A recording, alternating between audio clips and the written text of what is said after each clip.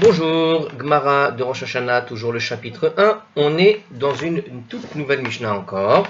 Et alors on va parler maintenant en fait encore des circonstances dans lesquelles le témoin est autorisé à profaner Shabbat pour témoigner devant un Beddin. Donc on est toujours dans ce type de sujet, mais avec une nouvelle Mishnah qui va nous parler de cela. Alors, regardez bien. Ben Shenir'a Ba'alil, que la nouvelle lune ait été clairement visible. Sous-entendu pour tout le monde, nous dit le commentaire. Ben Sheloni'a Ba'alil, ou qu'elle n'ait pas été clairement visible. Mechalin Alav et Shabbat, les témoins ont le droit de profaner le Shabbat à cause d'elle. Alors, Rabbi Yossé Omer, Rabbi Yossé nous dit Imnir'a Ba'alil, si la nouvelle lune était donc clairement visible, En Mechalin Alav et Shabbat, on ne profane pas le Shabbat à cause d'elle. On peut deviner très bien pourquoi, parce que si elle est clairement visible, c'est qu'on peut trouver des témoins qui n'ont pas besoin d'aller parcourir des kilomètres et donc de profaner Shabbat. Il y aura des témoins à côté du Beddin. Maaseh she'ovru yoter me'arba'in zug ve'ikevam Rabbi Akiva Belud. Alors, petite histoire, il arriva une fois, un maaseh, ça veut dire en gros une action qui s'est déroulée. Il arriva une fois que plus de 40 paires de témoins passèrent par l'Od et Rabbi Akiva les a retenus. Shalach lo Rabban Gamliel a envoyé un message à Rabbi Akiva. Im me'akev et arabim, si tu retiens le public, nimtseta mirshilan le'atid lavo, il se trouve que tu les auras fait trébucher à l'avenir. Alors, si on lit cette Gemara avec les interlignes, parce qu'il y a quelques interlignes, cette Mishnah avec les interlignes, on va déjà voir un peu plus clair les choses, donc on va aller rapide, donc je la répète, que la nouvelle lune était clairement visible, ou qu'elle n'était pas été clairement visible pour tout le monde.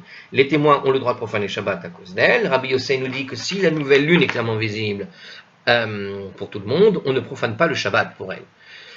Et il arriva une fois que plus de 40 paires de témoins passèrent par l'Od et Rabbi Akiva les a retenus. Sous-entendu, certainement parce qu'il se dit que justement, il y a, justement en réaction à ce que dit Rabbi Yossé, c'est-à-dire qu'il y a des témoins ailleurs à côté du Beddin, c'est pas la peine de les retenir. Alors Rabban Gamliel leur a dit, il a dit à Rabbi Akiva, si tu retiens le public, il se trouve que tu vas les faire trébucher, c'est-à-dire que si tu les retiens, que tu les empêches d'aller au Beddin, la prochaine fois, ils ne reviendront pas. Ça veut dire qu'ils vont négliger de témoigner si jamais ils revoient la lune une prochaine fois. Donc en fait, ils avaient envie de témoigner, donc ils ont voulu faire la mitzvah, et puis du coup, les avoir retenus en disant attention, non, mais tout le monde sait que maintenant la lune elle est là, tout le monde l'a vu. Le fait de les avoir retenus, qu'est-ce qui va se passer la prochaine fois que quelqu'un va voir la lune? Ceux-là même qui sont venus pour témoigner, ils vont dire il y en a d'autres, c'est pas la peine que j'aille me déplacer, et la prochaine fois, il y aura personne pour témoigner. Donc c'est un petit peu ce qu'il dit ici, comme je le comprends. Alors on va voir maintenant les commentaires de notre ami Artscroll. Qu'est-ce qu'il me dit? Alors si je reprends encore une fois que la nouvelle lune était clairement visible ou qu'elle n'était pas été clairement visible, les témoins ont le droit de profaner Shabbat à cause d'elle. Pourquoi? L'opinion du Tana Kama est la suivante. Même lorsque la nouvelle lune est nettement visible à travers le pays et que les membres du Beddin ainsi que les gens qui se trouvent à proximité de celui-ci, donc ils sont juste à côté, l'ont verrait semblablement vue, donc il n'y a pas besoin d'aller se déplacer puisque elle est clairement visible, c'est que tout le monde peut la voir. Si tout le monde peut la voir, c'est qu'à côté de Beddin, on peut la voir. Alors la question c'est, mais puisqu'il y a des gens à côté du Béni qui peuvent la voir, est-ce que ça vaut le coup de transgresser le Shabbat pour ça, alors qu'on sait qu'il y a probablement des gens, voire même les gens du Beddin, qui l'ont déjà vu? Donc les témoins, malgré tout, ici, nous dit justement le Tanakama, c'est ça qu'il veut nous dire, à savoir que les témoins, malgré tout, ils ont le droit de profaner Shabbat pour aller jusqu'au Beddin, pour témoigner. Voilà, ils ont le droit, même si on sait que là-bas, à côté du Beddin, où personne ne va témoigner en profanant Shabbat, ils pourront témoigner. Il n'y a pas besoin de profaner Shabbat. Même s'il n'y a pas besoin parce qu'on sait qu'elle est visible par tout le monde, eh bien, ceux qui habitent à côté vont témoigner et ceux qui sont loin peuvent profaner Shabbat pour venir. Et c'est ça le sujet de la discussion ici. Donc au fond, c'est une nouvelle discussion, c'est pas tout à fait comme avant. Alors ici, Rabbi Yossé, lui, il nous dit non, justement, a priori, non. Donc c'est-à-dire que si elle est clairement visible, eh bien on ne profane pas le Shabbat à cause d'elle. Donc pourquoi? Donc Rabbi Yossé, en fait, qu'est-ce qu'il dit? Puisque dans ce cas-là, le fait de voyager en vue de témoigner s'avérera probablement inutile, puisqu'il y a d'autres personnes qui l'ont vu à côté du Beddin. Et ils ont vu la lune là-bas. Les témoins ne sont pas autorisés à profaner le Shabbat pour porter le témoignage, et c'est ce que veut nous dire ici Rashi. D'accord, dans ce commentaire. Alors on continue. Rabbi Yossé, c'est le Ritva maintenant. Rabbi Yossé et le Tanakama, en fait, sont d'accord pour dire que d'après la loi de la Torah, les témoins ont le droit de profaner Shabbat, ça, il n'y a pas de problème. Mais lorsque la lune est nettement visible, même lorsque la lune est nettement visible, donc pour eux, il n'y a pas de problème. Là où ils sont en désaccord, c'est sur quoi finalement? La question suivante, est-ce qu'il y a un décret rabbinique selon lequel les témoins ne sont pas autorisés à profaner Shabbat dans de telles circonstances? En fait, c'est vrai que du point de vue de la Torah, tout le monde est d'accord qu'effectivement, on peut profaner Shabbat, mais est-ce qu'il n'y aurait pas un décret rabbinique pour dire stop, justement, c'est bon, on a eu 2 témoins, on n'a pas besoin de 40, de 1000, ça suffit. Donc la question qui est posée au fond ici, c'est est-ce que, bien que effectivement les témoignages sont déjà là, est-ce qu'il n'y a pas un décret des rabbins qui sont venus interdire tout ça? Et au fond, l'histoire qu'elle vient de nous raconter derrière, cette histoire, ce maasé qui est derrière, c'est ce qui illustre. Est-ce que, voilà, on n'a pas la preuve quelque part, voilà, l'histoire avec Rabbi Akiva, l'histoire avec la réponse de Rabban Gamliel, est-ce que quelque part ça montre pas justement que la position des uns et des autres, l'un, comme Rabbi Akiva, il dit, il les a retenus, pourquoi? Certainement parce qu'il veut pas qu'ils transgressent Shabbat, ça veut dire que les rabbins peut-être ont stoppé, donc il s'est dit, vous ne devez pas le faire. Et Rabban Gamliel a dit, non, il ne faut pas les retenir justement, et c'est la raison pour laquelle les rabbins n'auraient pas retenu, voilà. Alors on va voir, on va discuter de tout ça. Qu'est-ce qu'il nous dit le commentaire? Donc, si on continue cette Mishnah avec le commentaire de Hatzkol, il arriva une fois que plus de 40 paires de témoins passaient par l'Ode. Alors, qu'est-ce qui s'est passé? Ils avaient vu en fait tous la nouvelle lune, et donc ils étaient en train de voyager pendant Shabbat pour amener le témoignage. Et justement, Rabbi Akiva les a retenus. Pourquoi? Puisque la nouvelle lune a été vue par tant de personnes. Rabbi Akiva supposait que le Beddin et les gens qui se trouvaient là-bas l'avaient déjà vu également, et que les témoins supplémentaires n'étaient donc pas nécessaires. Alors Rabbi Akiva a appliqué le raisonnement de Rabbi Yossi, qui consistait à dire qu'une lune nettement visible, dans ce cas-là également, à savoir la lune... Pardon, il a appliqué le raisonnement de Rabbi Yossi, qui interdit au fond de ne pas aller jusqu'au Beddin lorsque tout le monde peut voir la lune, puisque justement les gens ont déjà vu la lune, à quoi bon transgresser Shabbat? Il doit y avoir les rabbins qui interdisent de stop, il a dit stop. Alors c'est d'un commentaire du Yerushalmi qu'on déduit qu'il ne s'agissait pas d'une lune nettement visible. Ah, ici on voit que... Alors dans un commentaire de Yerushalmi, il te dit ici, on déduit qu'en fait ce n'était pas une lune nettement visible. La seule raison pour laquelle Rabbi Akiva a retenu ces paires de témoins est qu'il y en avait plus de 40. S'il n'y avait eu qu'une seule paire de témoins, il n'aurait pas agi ainsi. Or, il s'agit d'un cas où la lune était... Ah, pardon, je recommence. Dans l'histoire de Rabbi Akiva qui nous est rapportée dans le Mishnah, ici il te dit que c'est un commentaire de Yerushalmi qui explique au fond que, comment tu sais que... Parce que dans l'histoire de Rabbi Akiva, ici, quand tu te dis qu'il y avait 40 paires de témoins qui sont passés par là et Rabbi Akiva les a retenus, au fond, est-ce qu'il s'agissait ou pas d'une lune nettement visible?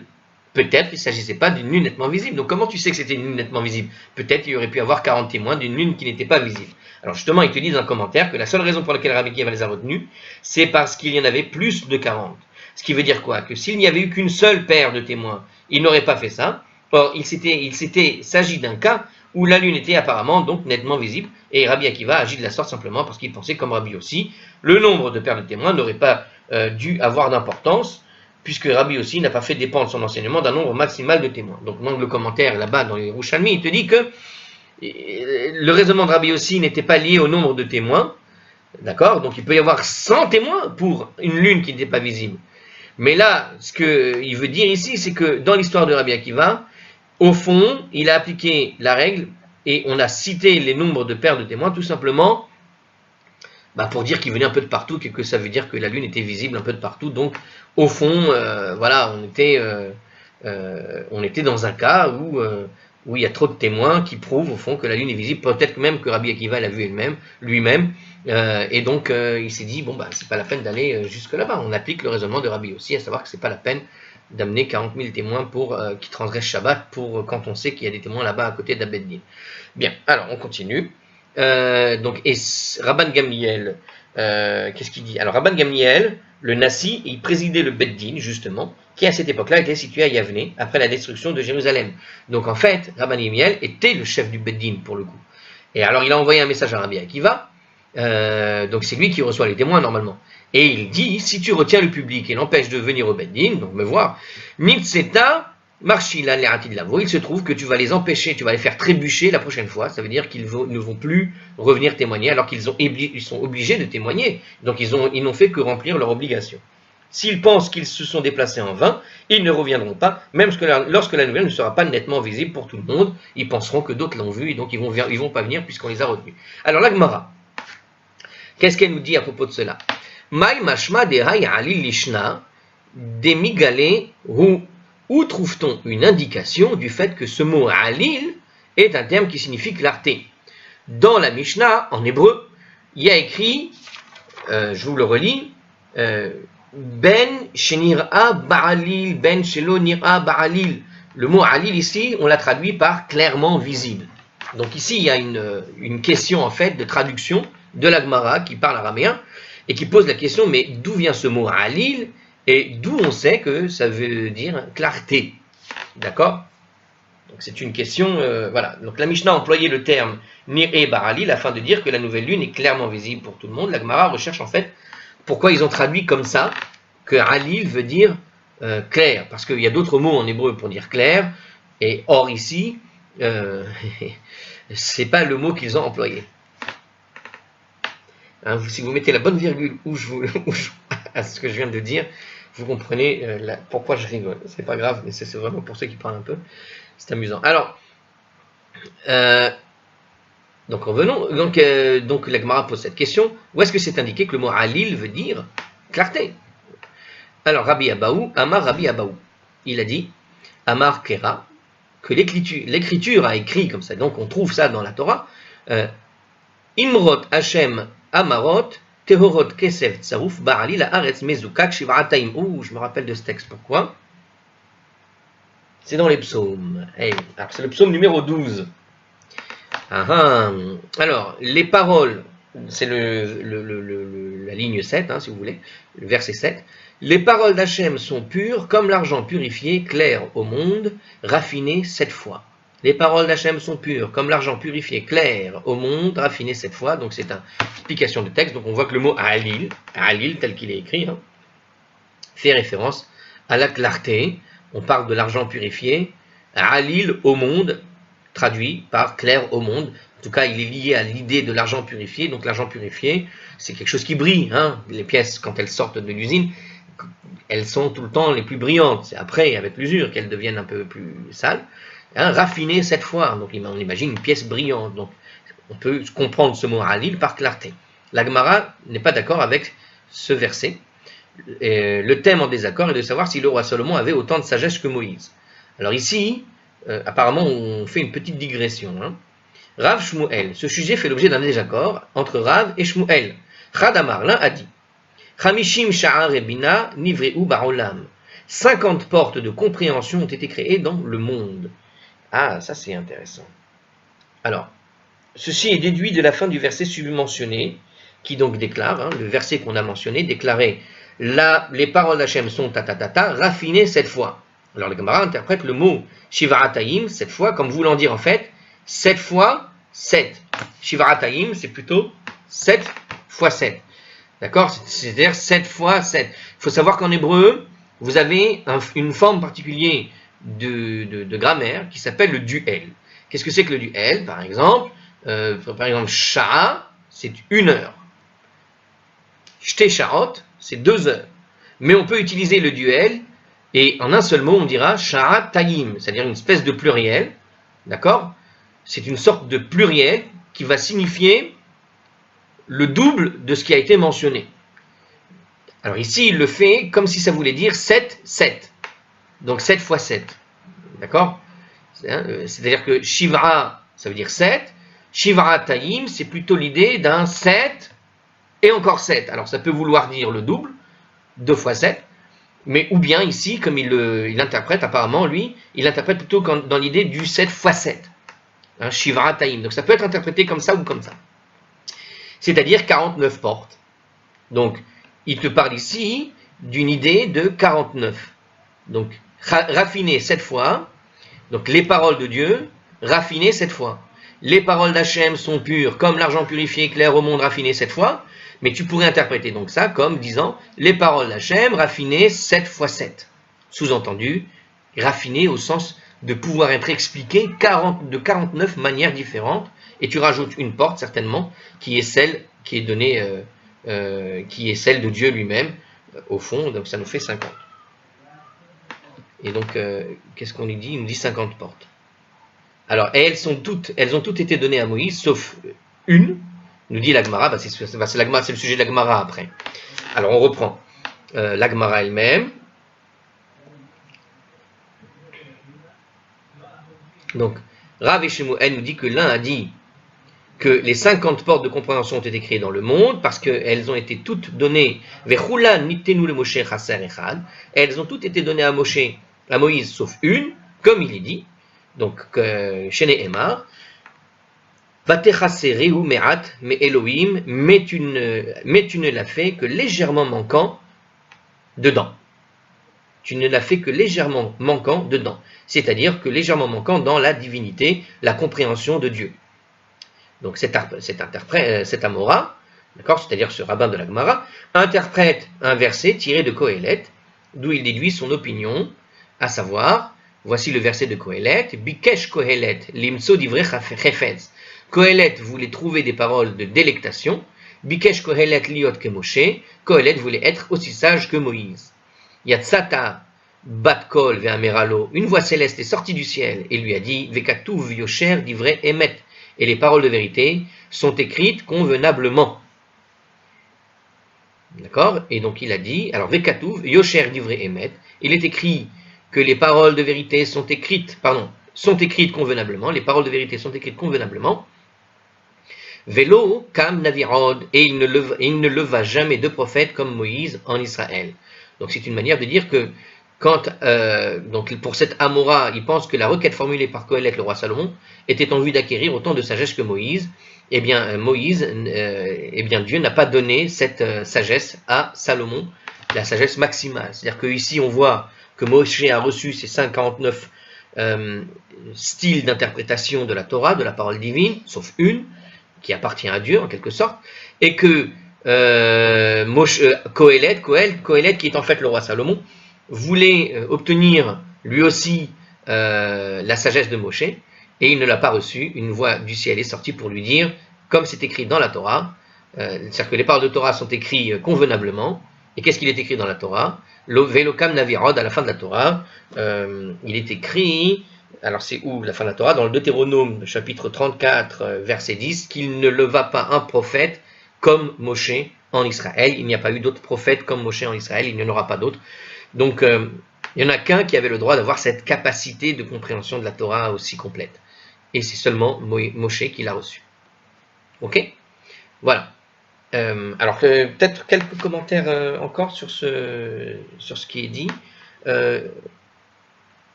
Alors, le terme « une », quand on a dit tout à l'heure que Dieu a donné à Moshe toutes les compréhensions du monde, sauf une, ok? Qu'est-ce que ça veut dire ce « une » ?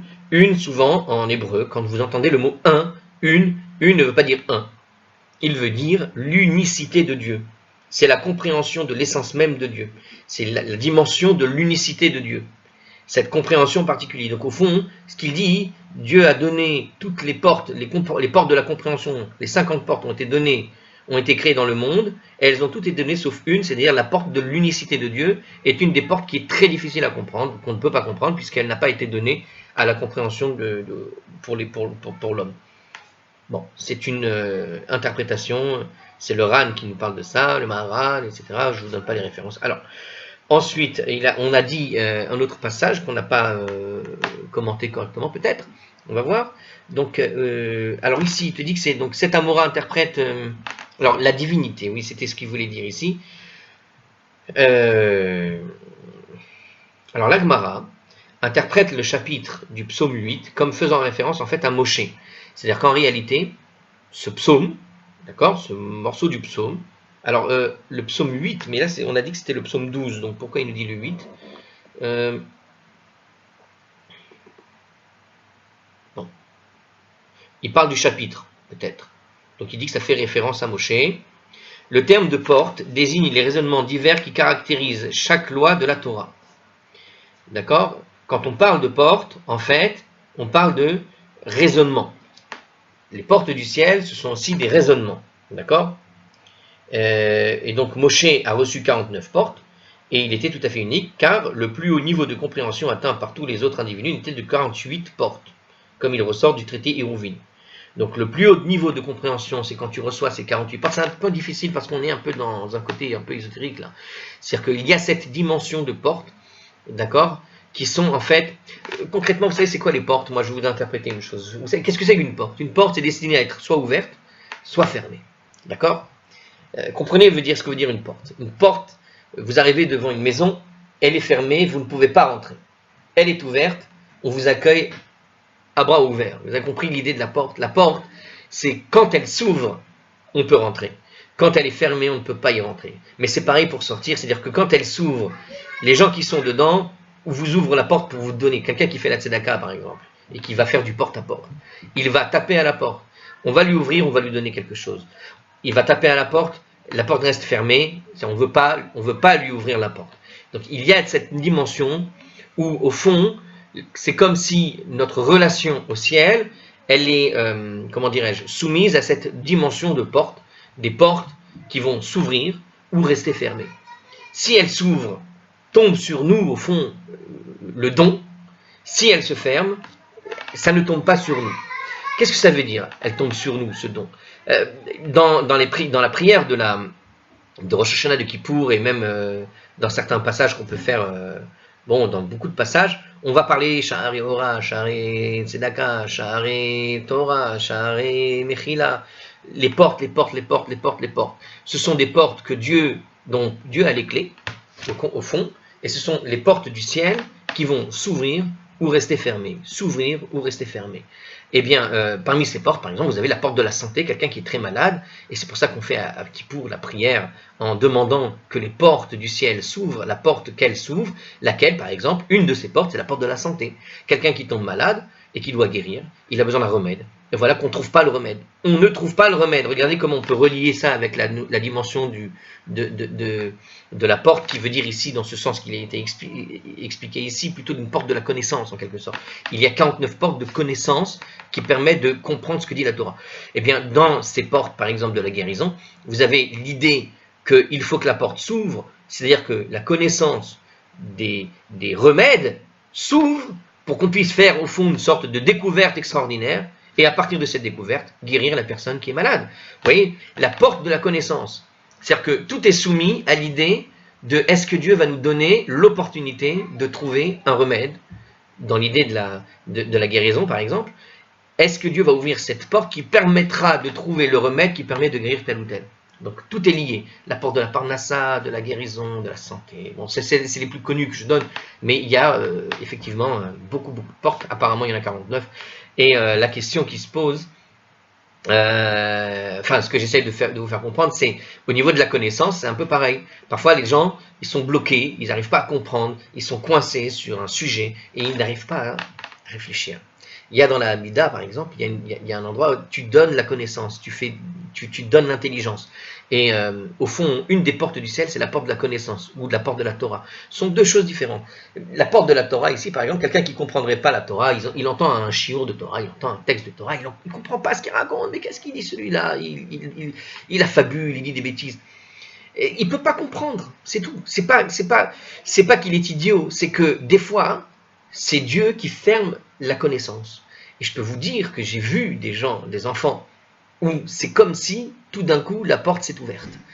Parce que j'avais enseigné à des enfants, je peux vous dire, il y a des enfants, ils comprennent sans aucune difficulté, puis il y a des enfants, il y a des choses qu'ils ne comprennent pas, juste parce que tu as mis le mot Torah dessus. Dès que tu as mis le mot Torah, si je lui dis que 1 plus 1 égale 2, c'est quelque chose qu'il ne comprendra pas. Il va pas réussir. On peut dire comme ça. C'est-à-dire que tu vas lui expliquer de la manière la plus rationnelle du monde que 1 plus 1 égale 2, sans citer Dieu, sans citer quoi que ce soit. Il va comprendre de quoi on parle, les mathématiques, d'accord, ok, bon. Mets le mot Torah à côté, et ou dans un passage de Torah, quand on fait un peu de Gemara, et tu lui expliques que 1 plus 1 égale 2, c'est bloqué, c'est bouché, il ne comprendra pas. Qu'est-ce que c'est que ce bouchon? Ce bouchon, c'est la porte du ciel qui lui est fermée. Et c'est pareil, il y a tellement de gens comme ça où tu sens la porte du ciel qui lui est fermée. Il prie pour que la porte du ciel s'ouvre, et la porte du ciel s'ouvre. Au sens où, à un moment donné, waouh, je comprenais rien, et tout d'un coup, je comprends tout. ce côté comme ça. Eh bien, il y a 49 portes de connaissance pour interpréter la Torah. C'est-à-dire que tu peux interpréter la Torah de 49 manières différentes. Eh bien, il y a des portes qui sont ouvertes et puis des portes qui sont fermées, et pas tout le monde a les portes qui lui sont ouvertes. Ici, ce qu'il nous dit ici, ce passage, c'est qu'au fond, Moshe, il avait les 49 portes ouvertes. Il comprenait la Torah de 49 manières différentes, c'était possible pour lui. Parce qu'elles étaient ouvertes, pour lui. Sauf une particulière. C'est celle de l'unicité de Dieu, c'est celle de Dieu en particulier. C'est-à-dire que tu ne peux pas comprendre ce que Dieu connaît et comprend de tout ce qu'il a à comprendre. Au fond. Il y a une particulière qui lui était restreinte, qui n'appartient qu'au ciel. Eh bien, au fond, c'est ce que te dit ici ce commentaire, ici, il te dit qu'il y avait des gens qu'on connaît, on sait qu'il y avait des gens qui avaient jusqu'à 48 portes ouvertes, mais seul Moshe en avait 49. C'est-à-dire que tu peux atteindre un degré de connaissance extraordinaire jusqu'à la 48e, mais la 49e, elle ne sera pas ouverte. Et tu peux mettre ça donc en parallèle avec les portes du ciel dont on parle à Rosh Hashanah Kippour, et qui peut-être se rejoignent un petit peu. C'est-à-dire la porte de toutes les sciences, en fait, en quelque sorte. Alors, bon, je pense qu'on a fait le commentaire là-dessus. Kohelet, en fait, donc, comme on vient de le dire, comme on l'a dit plusieurs fois, c'est en fait le roi Salomon. Pourquoi on l'appelait Kohelet? Parce que Kohel veut dire rassembler, et en réalité, Kohelet, c'est un traité de sagesse du roi Salomon, et comme il a rassemblé les sagesses qu'il a accumulées, et qu'il a écrit un livre de la sagesse qu'il a accumulée, avec plusieurs domaines, ce côté d'idée de rassembler, c'est ce qui fait qu'on l'a appelé Kohelet. Kohel, Kehila, c'est une assemblée, c'est un rassemblement. Donc l'idée, c'est Kohelet, celui qui a rassemblé. Donc le rassemblement de la connaissance, de la sagesse qu'il a reçue, à savoir le roi Salomon. Et donc dans ce passage, on voit qu'il n'a pas obtenu gain de cause auprès de Dieu, parce que Dieu a dit dans la Torah que celui qui a toutes les connaissances de ce monde, c'est Dieu qui l'a donné ces connaissances à Moshe, et il n'a pas fait lever un autre prophète comme Moshe. Sous-entendu, il n'y a pas un autre personnage de la Bible, aussi bien qu'il puisse être, qui aura la dimension que Moshe avait reçue quand il l'a reçue, sa dimension particulière. Bien. Alors, on peut continuer maintenant. On fait juste une pause enregistrement et je reviens. Voilà. Alors, on continue. La Gemara rapporte à présent l'opinion d'un autre Amora, donc sur ce sujet. Vechad, Amar, et l'autre a dit. L'autre a dit. Alors, en général, quand il y a écrit l'autre, c'est pas ce n'est pas un compliment, comme on l'a déjà dit. Quoique, c'est pas Acher ici, c'est vraiment Chad. Un, il a dit. On pourrait traduire ça par un a dit. Quelqu'un a dit. Bon. Ce qui est moins grave que Acher, l'autre, celui-là, celui qui est parti. Alors, Binvi'im lokam bemelachim kam. Dans les prophètes, il ne s'est pas levé. Parmi les prophètes, il n'y a eu personne comme Moshe. Mais parmi les rois, quelqu'un qui a l'envergure de Moïse s'est levé. Et c'est Kohelet. C'est-à-dire que pour quelqu'un qui a cité ça, il a dit, quand il y a écrit dans la Torah, Velokam Navi Rod, c'est bien écrit, Navi Rod Be'Israël Kemoshe. Donc, Lokam Navi Rod Be'Israël Kemoshe, c'est dans la Torah, donc Dieu n'a jamais levé un autre prophète comme Moshe. Donc, si tu cherches tous les prophètes qu'il y a pu avoir depuis Abraham, il n'y a pas eu quelqu'un comme Moïse. Et dans le livre des prophètes, si tu cherches un prophète aussi, de la stature aussi charismatique que Moshe, aussi connaisseur que Moshe, il n'y avait pas. C'est vrai. Mais cette opinion, il te dit ici, non, mais parmi les rois, c'est différent. Quand on parle d'un roi, avoir la carrure en tant que roi, pas en tant que prophète, mais en tant que roi, il y a eu quelqu'un de l'envergure de Moshe, et il s'est levé, et c'est Kohelet, qui avait autant de sagesse que Moïse. Mais c'était un roi, et pas un prophète, tout simplement. Par conséquent, le fait qu'il ait été doté d'une sagesse comparable à celle de Moïse ne contredit pas du tout le verset qui était mentionné. Donc, ici, c'est pour nous rappeler, à propos de ce verset, rappelez-vous, on essaie de comprendre le mot Halil. Donc ici, il nous dit simplement qu'au fond, ça ne contredit absolument pas le verset qui a été mentionné des psaumes à propos de cette brillance, de cette purification. Donc, on peut parler effectivement, simplement, alors, tout le point essentiel du désaccord, ici. Donc c'était un commentaire, et je rajoute le commentaire sur ce commentaire de Hatzkol. Le point essentiel du désaccord, en fait, c'est la signification des superlatifs que l'Écriture utilise pour décrire Moshe et le roi Salomon. Halil, qu'est-ce que ça veut dire? La Gemara vient de mentionner le verset qui décrit la sagesse de Moïse comme celle quant au roi qui a décrit la sagesse de Moïse. Bien. Au roi Salomon, le verset a déclaré Vaihakem Mikol Adam, il était doté d'une sagesse supérieure à celle de tous les hommes. C'est écrit dans le livre des rois. La question 1, chapitre 5, verset 11. Roi 1. La question est la suivante. Doit-on interpréter le verset comme signifiant que la sagesse du roi Salomon englobait tous les niveaux, y compris le niveau de compréhension qui était accordé à Moïse? Donc quand le verset des rois, où Dieu, enfin en tout cas dans le verset, on déclare que le roi Salomon a obtenu une sagesse supérieure à celle de tous les hommes, ça englobe aussi le niveau de Moshe par exemple, qu'il a atteint le niveau de Moshe. Ou peut-être que la grande sagesse du roi Salomon n'avait pas atteint le niveau de compréhension de Moshe. Et donc sa requête à ce sujet avait-elle été agréée ou pas? Donc on est en train de réfléchir, est-ce que oui ou non, quand Salomon a prié pour recevoir le degré de sagesse maximale, il l'a obtenu ou pas? Donc le verset du livre des rois semble nous le dire, et en fait toute la question elle est sur ce problème-là. Là, on est en train de discuter de ce sujet. Donc voilà. Même, alors ici il y a un autre commentaire se référer au Maharal, Chidush Agadol, qui traite de la difficulté. Donc il y a une difficulté, je vous la pose. Si même, donc soulevé par le Maharal, hein, si même les prophètes n'ont pas atteint le niveau de compréhension de Moshe, pourquoi Salomon aurait, en tant que roi, mérité d'acquérir ce niveau? À première vue, ce niveau de compréhension convient plutôt au prophète et pas au roi. Donc c'est ça la difficulté. Donc en tout cas ici, la Gemara nous dit qu'il aurait reçu ce niveau, mais Salomon n'est pas... enfin, on n'a pas entendu parler de Salomon qui recevait les messages de Dieu comme recevait Isaïe, Amos, enfin tous les autres prophètes. Donc la question qui se pose, c'est est-ce que vraiment il avait besoin de ce niveau de compréhension qui sied parfaitement à la prophétie en tant que roi? Bon, donc c'est une question du Maharal, c'est la difficulté. La Mara continue, la Mora, donc la Gemara continue, et la Ma'animekayem, mais en vérité, comment est-ce que je peux établir la chose, ce verset, comment j'explique ce verset? Et la Ma'animekayem, le verset, quel verset? Bikesh Kohelet limtso divrei chafetz. Kohelet voulait trouver des paroles de délectation. Il y a un passage comme ça où il est écrit à propos de Kohelet qu'il voulait trouver des paroles de délectation. Qu'est-ce que ça veut dire? Ce verset sous-entend quoi ici? On pourrait dire que Kohelet en fait avait la même sagesse que Moïse. Pourquoi? À propos du verset. Parce que ce verset nous dit qu'en gros, il a sous-entendu que Kohelet voulait acquérir cette sagesse comme Moïse, mais cela ne lui a pas été accordé. Attends une minute, je n'ai pas compris ce qu'ils en disent. Alors, si en vérité Kohelet avait la même sagesse que Moïse, ah d'accord, j'ai compris maintenant. Donc, comment tu peux dire que Kohelet a la même sagesse que Moïse, puisque le verset nous dit qu'il voulait trouver des paroles de délectation? Si Kohelet veut trouver les paroles de délectation, ça sous-entend qu'il veut encore comprendre des choses, et donc il n'a pas tout compris.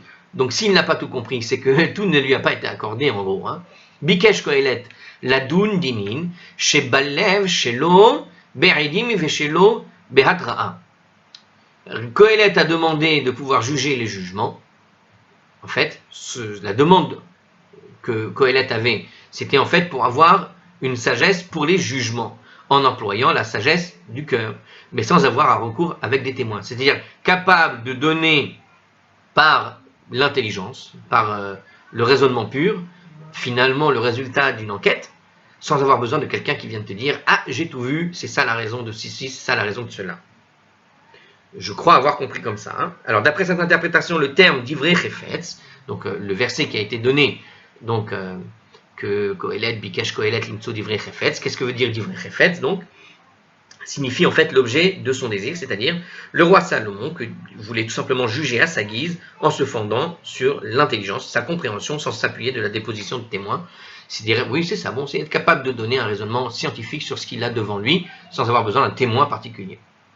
D'accord? Donc je répète, donc l'interprétation de ce verset, Bikesh Kohelet limtso divrei chefetz, voulait dire, donc je reprends les termes de la Gemara, Kohelet a demandé de juger les jugements par la sagesse du cœur, sans les témoins, et sans besoin d'une mise en garde adéquate. Alors ça veut dire quoi, une mise en garde? Ça veut dire qu'on n'a pas besoin de menacer comment on appelle ça, un accusé, mais simplement pouvoir, au fond, lui donner le jugement, par le biais du raisonnement en disant voilà, écoute, toutes les preuves sont contre toi, il y a aucune, tu peux pas t'en sortir. Une mise en garde, Ça veut dire quoi? Une mise en garde est obligatoire avant de pouvoir infliger n'importe quel châtiment corporel. Donc là, on parle en fait de justice à l'époque. Donc, pour pouvoir finir un jugement, en quelque sorte, tu devais faire une mise en garde. Tu es sûr que tu ne veux pas dire la vérité? Donc il y avait une mise en garde avant le châtiment. Le but de la mise en garde est de s'assurer le fait que le transgresseur potentiel sait que l'acte qu'il s'apprête à commettre est criminel et qu'il est conscient du châtiment qu'il encourt. Ah, donc c'est plus au niveau de la mise en garde de celui qui transgresse, pas de celui qui va recevoir la punition pendant le jugement. Donc la mise en garde ici, la question c'est que est-ce que l'accusé a reçu une mise en garde au moment où il a fait la transgression? Donc ici, Qohélet demande de juger le jugement sans avoir besoin de témoins, ni sans cette mise en garde qui aurait dû être adéquate pour pouvoir lui donner un châtiment au moment où il a fait la transgression de la faute. C'est un autre problème. En fait, Qohélet a estimé qu'il était à même de savoir, au moyen de sa sagesse extraordinaire, si l'accusé connaissait ses faits, bien qu'il n'ait pas été averti. En gros, ça veut dire que une mise en garde, ça veut dire est-ce que oui ou non l'accusé savait qu'il allait faire une faute très grave? Peut-être qu'il ne savait pas. Et c'est pour ça qu'on a besoin de lui donner une mise en garde. Eh bien, Qohélet affirmé par la sagesse, non, celui-là c'est un mythomane, quand il te dit qu'il ne savait pas, il savait, et par le raisonnement, je peux te le prouver, te le démontrer. Donc il voulait une sagesse qui permettait au fond de ne pas se tromper dans les jugements. C'est un petit peu ça l'idée. Hein. Alors, Yatseta Batkol Ve'amralo, et donc la voix céleste est sortie, on reprend ce qu'on a dit tout à l'heure, Vekatuv Yosher Divrei Emet, et les paroles de vérité sont écrites convenablement. Les paroles de vérité et les paroles de la Torah sont écrites convenablement. Dieu n'a pas écrit la Torah en disant autre chose. Il a dit des choses qui ont été écrites, et elle dit une chose vraie. Quelle chose vraie il a été écrit dans la Torah? Donc ça, dans le Deutéronome chapitre 17 verset 6, Alpi Shenaim et Aidim Vegove. Par le témoignage de deux témoins, etc., le condamné sera mis à mort. Donc, de la même manière que tout à l'heure on avait dit, il n'y a pas eu d'autres qui se sont levés comme Moïse, ici il te dit un autre passage, apparemment on interprète en fait la demande de Qohélet comme voulant juger sans avoir besoin de témoignage. Oui, mais la Torah, elle a écrit les choses convenablement, et il est écrit quoi dans la Torah? Tu ne peux pas juger sans qu'il y ait des témoins. C'est tout. Par le témoignage de deux témoins, tu peux condamner à mort, etc., comme c'est écrit dans la Torah. Donc, dans de tels cas, même si tu es sûr de toi, à 200%, par ton propre raisonnement, que c'est comme ci, que c'est comme ça, tu peux faire ce que tu veux, la Torah t'a demandé deux témoins, c'est qu'elle exige deux témoins. Point. C'est tout. Donc, c'est-à-dire que dans de tels cas, les jugements ne peuvent pas être fondés sur des témoignages formulés par les témoins eux-mêmes, et il est impératif que l'accusé ait au préalable reçu une mise en garde appropriée. Donc, il y a écrit dans la Torah toutes les conditions pour pouvoir condamner une personne. Ces conditions demandent des témoignages et une mise en garde. Donc même si tu penses que par ton propre raisonnement, tu vois bien que le type est un mythomane et que tu sais qu'il est un menteur ou ce que tu veux, eh bien ça ne suffit pas. La justice exige, la Torah exige qu'en matière de justice, il faut deux témoins et il faut une mise en garde avant qu'il n'ait transgressé la faute celui qui est accusé. La Mishnah de Makot, la page 6b, rapporte l'opinion de Rabbi Yossé, selon laquelle ce sont les témoins qui doivent émettre la mise en garde. Cette opinion est fondée sur le verset Alpi Shenaim Edim, par la bouche, c'est-à-dire des deux témoins. Rabbi Yossé interprète ce verset comme faisant allusion à l'avertissement formulé par les témoins en question. Donc en fait, la mise en garde serait normalement tributaire des deux témoins, c'est-à-dire celui qui témoigne, c'est celui qui a mis en garde la personne avant qu'elle ne faute. Tu vois un type qui est sur le point de commettre un vol, eh bien le témoin lui dit « Arrête, t'es fou, ne fais pas ça !» Donc il le met en garde, c'est interdit, tu ne te rends pas compte du danger, tu vas être accusé, condamné, ci et ça. Bon. Donc le témoin doit être celui aussi qui met en garde. Hein. En général, les méchants se débarrassent du témoin. Bon, on peut comprendre que certains témoins ne témoignent pas. Bon, en tout cas, ce que nous dit la Torah, c'est qu'au fond, il y a une nécessité de faire prendre conscience de la gravité de la faute à celui qui va faire la faute. Et celui qui témoigne, pour Rabbi Yossé, pour son opinion, c'est lui, le témoin, qui doit prévenir aussi. Bon, mais attention, hein, c'est un point de vue comme un autre, et ça dépend des cas certainement. La Gemara ici nous invoque le verset comme source du fait que Dieu n'a pas accédé à la requête du roi Salomon, qui concernait les témoins et l'avertissement, et c'est fondé sur cette Mishnah. Bon, en gros, ici, on apprend évidemment que Dieu n'a pas donc accordé cette sagesse, en tout cas, il n'a pas accordé la sagesse de pouvoir déterminer qui est coupable, pas coupable, sans témoignage et sans mise en garde. Il ne lui a pas donné cette sagesse-là, parce que justement, la Torah t'a demandé d'avoir le témoin quoi qu'il arrive. Alors, la Mishnah disait aussi, on va finir sur ça, Et on a fini une Mishnah encore en une seule vidéo, ça c'est cool. On arrive à la page 22a. Alors qu'est-ce qu'elle disait la Mishnah? Ma'aseh she'avu yoter me'arba'im zug me'ikevan ve'rabi akiva ve'choulé. Donc on a raconté cette fameuse histoire, donc il arriva une fois que plus de 40 paires de témoins passèrent par l'ordre, etc., et que Rabbi Akiva les a retenus. Alors, la Gemara nous cite une braïta, comme une sorte de complément. Il a été enseigné dans une braïta. Rabbi Yehuda a dit, Chas v'shalom chez Rabbi Akiva, Ikevan, à Dieu ne plaise, que Rabbi a retenu les témoins. Sous-entendu, Chas v'shalom, ça veut dire vraiment que Dieu nous préserve que Rabbi Akiva ait pu retenir des témoins. Donc, ainsi que nous l'avons mentionné ci-dessus. Rabbi Akiva a estimé, selon la Mishnah, que ce cas était comparable à celui d'une lune nettement visible, à propos duquel Rabbi Yossé a tranché que l'on n'est pas autorisé de profaner le Shabbat. Rabbi Yehuda soutient par contre que les deux cas sont différents, car dans l'autre cas, il est possible que la lune soit en fait invisible dans la région du Beddin, en raison des nuages qui s'y trouvaient, par exemple. Donc il dit, ce n'était pas du tout... il aurait pu, oui c'est vrai, je n'avais pas pensé à ce cas-là, mais c'est très vrai, il aurait pu y avoir des nuages. Imaginez à Jérusalem à l'époque, il y avait, je sais pas, un orage ou je sais quoi, et le beau temps, il commence à arriver du côté de la plage, du côté de la côte, et les gens qui habitaient du côté de la côte voient la lune, et donc tu as 40 témoins qui peuvent arriver comme ça. Donc même si elle n'est pas visible nécessairement à cause des problèmes astronomiques, elle peut être visible aussi à propos des problèmes météorologiques. Donc quand 40 témoins arrivent du côté de Rabbi Akiva qui passe par l'Aude, eh bien il aurait dû les laisser passer, au fond. Donc il dit, Rabbi Yehuda, Chas v'shalom, que Rabbi Akiva ait pu empêcher des témoins de venir.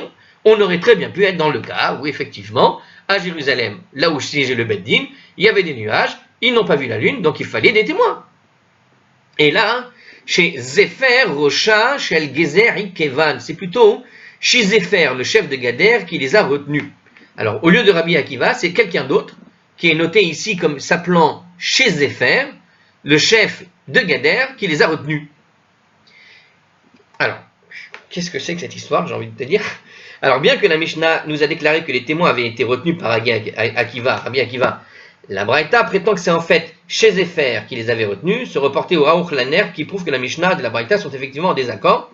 Bon, voir là-bas une autre explication qui porte sur ces deux opinions. Autre explication, la Mishnah est en fait en accord avec la Braïta et il dit simplement qu'il y a lieu de réprimander Rabbi Akiva, car ce dernier habitait dans les environs et n'a pas protesté contre le fait que chez Zepher les a retenus. En gros, Rabbi Akiva étant une sommité, étant rabbi, d'accord, et voilà qu'il y a eu un problème avec un certain chez Zepher qui les a retenus. Alors c'est dommage, ici on ne sait pas qui est chez Zepher, ici il n'explique pas, on n'a pas d'explication sur ce personnage, mais voilà un personnage donc qu'il avait retenu, en tout cas c'est ce que nous rapporte cette braïta, donc il y a eu une histoire, il y a eu un problème, mais ce qui s'est passé c'est que Rabbi Akiva, avec sa stature de rabbi, en tant que Rabbi Akiva, il aurait pu négocier avec chez Zepher pour les laisser passer, tout simplement, ou il aurait pu prendre leur déposition, on pourrait dire, j'en sais rien. En tout cas, ce que te dit ici dans cette histoire-là, c'est pas que Rabbi Akiva les a retenus, chas v'shalom, parce qu'ils pouvaient très bien faire mauvais temps, et donc il n'y avait aucune raison de les retenir, et leur témoignage aurait été très utile en réalité.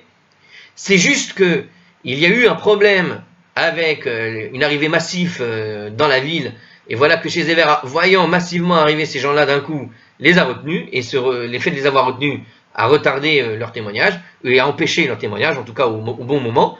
Et donc, il leur a dit, Rabbi, que la Mishnah a simplement rejeté en gros une partie de la responsabilité à Rabbi Akiva, qui, en étant une autorité rabbinique, aurait pu aller négocier comme ce qu'on appelle comment ça s'appelle les aumôniers, hein, les aumôniers qui gèrent les problèmes quand il y a un problème dans l'armée française. Vous avez besoin d'un aumônier rabbinique qui vient gérer les problèmes liés à la religion. Bon, là, il y a un problème. Eh bien, en tant que rabbin, il a cette responsabilité d'aller négocier pour gérer la situation, puisqu'il était dans la région. Veshala Rabban Gamliel, Veoridu Migidulato. Alors Rabban Gamliel a envoyé un ordre, et ils ont fait descendre chez Zepher de sa grandeur. Donc du coup, Rabban Gamliel, c'est lui en personne qui est venu gérer ce problème, et c'est pour ça qu'il a parlé à Rabbi Akiva. C'est toi qui aurais dû faire ça, d'accord? Donc ici, ainsi qu'il a été dit dans la Mishnah, Rabban Gamliel a jugé que le fait de retenir les témoins constituait une erreur, car cela les découragerait d'entreprendre un voyage ultérieurement en vue de témoigner. Donc ça a lâché un froid avec chez Zepher, qui a donc fait descendre chez Zéver de sa grandeur, c'est-à-dire qu'ils l'ont démis de son poste prestigieux, il avait un poste très important, et il a été démis. Donc voilà, tout simplement. Eh bien, c'est une histoire intéressante. Donc chez Zéver, peut-être c'était quelqu'un qui s'appelait Rabbi chez Zéver, ou qu'il avait un statut beaucoup plus important, et justement à cause de cette histoire-là, il a été descendu de son poste, et la réflexion de Rabban Gamliel, donc c'est quelqu'un de dur, Rabban Gamliel, quand il a fait une réprimande à Rabbi Akiva, c'est pour lui dire une fois, pas deux. Hein. C'est bon, voilà, c'était cette époque-là. Allez, à la prochaine.